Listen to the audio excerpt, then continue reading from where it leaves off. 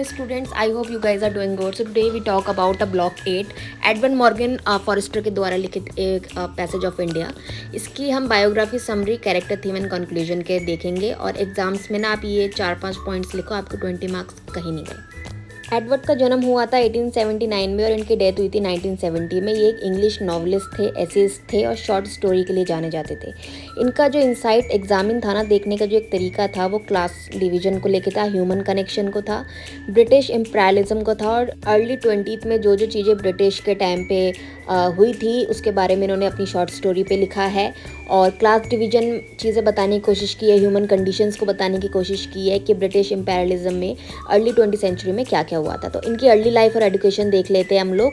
Born in London, Forster study in history and classic at King College Cambridge. और जैसे कि मैंने भी आपको बताया, ये लंदन में जन्मे हैं और इनकी जो स्टडी रही है वो हिस्ट्री एंड क्लासिक्स को लेकर रही है। कहाँ पे? कैम्ब्रिज में। ये died in E.M. Forster died in 7 June को 1970 एट द एज ऑफ 91। कहाँ पे? इंग्लैंड में। आई होप आपको यहाँ तक इनकी पूरी बायोग्राफी समझ में आई होगी। ये 5 नंबर का क्वेश्चन अगर आप लिख दो ना, आंसर मिल जाएंगे। समरी देखते हैं। Passage to India explore a racial tension. तो रैशियल टेंशन क्या होता है? ये एक अनफेयर ट्रीटमेंट होता है जब एक ग्रुप के पास लेस पावर होती है, मनी कम होता है और राइट देन अदर जितने दूसरे होते हैं उनके मुताबिक। तो एक हिस्ट्री जो रहती है ना, वो एक बैड पास्ट क्रिएट करती है जिसमें रॉन्ग डिसीजंस लेती है अनदर ग्रुप और वो हील्ड भी नहीं होती है कभी। फियर एंड एंगर भी होती है इसमें, ठीक है ना। तो इसमें यही दिखाया गया था कि डिफ़िकल्टी कितनी आती है अगर आपका इंटरकल्चरल फ्रेंडशिप हो जाती है ड्यूरिंग अ ब्रिटिश राज। और नॉवल जो होती है वो 3 पार्ट्स में इसमें दिखाया गया है, मॉस्क, केव्स एंड टेम्पल। तो जो रिप्रेजेंट करता है 3 सीजन्स को, ठीक है। तो इसके 3 पार्ट स्ट्रक्चर है। First, as I told you before, mosque, जिसको बोला गया है कोल्ड सीजन, जिसमें रिप्रेजेंट होता है emotional warmth and initial connection. Second is cave, जिसमें हॉट सीजन को दिखाया गया है। टेम्पल दिखाया गया है रेनी सीजन को लेके, रिप्रेजेंट किया गया है इसमें cosmic and emotional resolution. Caves में break down and existential dread, जिसमें साइकोलॉजिकली ब्रेक डाउन होते हैं ना हॉट सीजन में। तो ये 3 पार्ट्स में हम इसमें देखेंगे कि ये 3 पार्ट जो बहुत मेन पार्ट है, इसके इर्द गिर्द ही पूरी आपकी कहानी को घुमाएंगे ये लोग, ठीक है ना। तो ये एक्सप्लेनेशन मैं यूनिट के अकॉर्डिंग कर रही हूँ जो इग्नू के बुक्स में है, तो आपको इजी अंडरस्टैंड होगा, चाहे आप बुक्स पढ़ो चाहे ये वीडियो देखो। यूनिट 4 में दिखाया गया है race, class and gender in the novel. Race का मतलब क्या होता है? Racial separation, as I told you before, between the British elite and native Indians, जिसमें ब्रिटिश और नेटिव इंडियंस को लेकर दिखाए गए किस तरीके से चीज़ें, वो इंडो इंडियन क्लब जो बनता है बाद में, तो उसमें दिखाया गया है कि किस तरीके से ब्रिटिश होता था वो अपना राज चलाना मांगता था, जो इंडियंस होते थे वो अपना एक चीज़ें स्थापित करना चाहते थे। तो इसमें इंग्लो इंडियन क्लब निकल कर आता है, जिसको हम आज के टाइम में NRI भी बोलते हैं। तो इसका मतलब यही रहता है कि इंडो मतलब रहता है कि उत्तर भारतीय भाषा और संस्कृति, क्लब मीन्स कि ऐसा मंच जहाँ पे उत्तर या दक्षिण के लोग सांस्कृतिक विचारों के साथ लाता है, ठीक है। मेन कैरेक्टर एनालाइज कर लेते हैं। ये सेंट्रल फिगर है डॉक्टर अजीज, ठीक है। कौन है ये? एक इमोशनल और इंटेलिजेंट मुस्लिम इंडियन डॉक्टर है। और क्रियल फील्डिंग जो होते हैं वो होते हैं एक प्रिंसिपल जो गवर्नमेंट स्कूल मतलब गवर्नमेंट कॉलेज को रिप्रेजेंट करते हैं, ब्रिटिश लाइब्रेरिज्म को। एडेला कौन होती है? एडेला होते हैं a young idealistic English women वो visit India to see the real India and decide she should marry another person.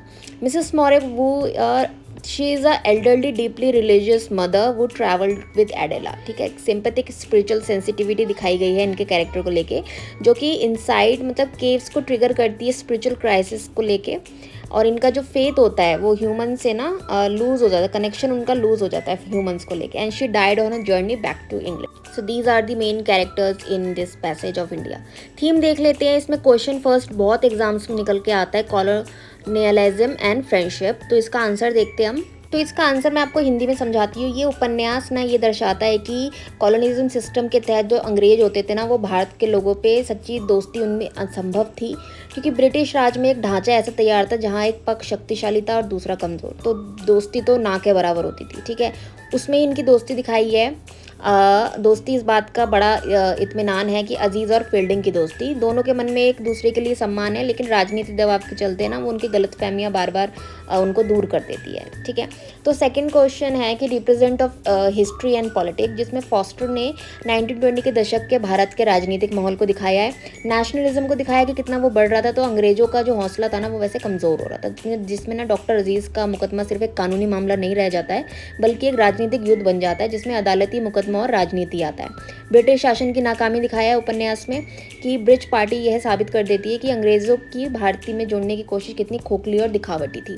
ठीक है, और थर्ड में दिखाया गया है रेस, क्लास एंड जेंडर, जिसमें रेस आता है मतलब नस्ल, लाइक जो गोरे शासक होते थे वो भारतीयों को बीच एक गहरी खाई है उन दोनों के बीच में, और इंग्लिश वादी जो लोग होते थे वो भारत के लिए कितने रूढ़िवादी सोच रखते थे और भारतीय अंग्रेज़ों को घमंडी और क्रूर समझते थे। क्लास दिखाया गया है ब्रिटिश समाज के भीतर की चीज़, जिसमें एक सख्त हायरार्ची होती है, जिसमें बड़े अधिकारी फील्डिंग को कमतर समझते हैं क्योंकि वह भारत के साथ घुलता मिलता है। जेंडर दिखाया गया है कि जो अंग्रेज़ महिलाएं होती थी वो अनजाने में इस नस्ल को भेदभाव को और बढ़ा देती थी, जिसमें पुरुष जो होते थे ब्रिटिश के वो अक्सर अपनी महिलाओं की सुरक्षा का बहाना बनाकर भारतीयों पर अत्याचार करते थे। तो ये 3 क्वेश्चंस ना एग्जाम्स में बहुत आते हैं, जिसके ही बिहाफ में आप चीज़ें लिख सकते हो और 20 मार्क्स का क्वेश्चन ईजिली क्रैप कर सकते हो। पैसेज ऑफ इंडिया में यही बताया गया है इंडियंस को लेके और ब्रिटिश को लेके कि उनकी सरकार किस तरीके से भारत के लोगों पे अत्याचार करती थी और किस तरीके से बिहेव करती थी। तो आई होप आपको ये वीडियो अच्छी लगी होगी। इजी लैंग्वेज में मैंने आपको समझाने की कोशिश की है। वीडियो अच्छी लगी ना तो लाइक शेयर सब्सक्राइब करना बिल्कुल मत भूलना। आगे की वीडियोस और इंटरेस्टिंग आने वाली है एग्जाम्स के पर्सपेक्टिव से। So thank you so much for watching.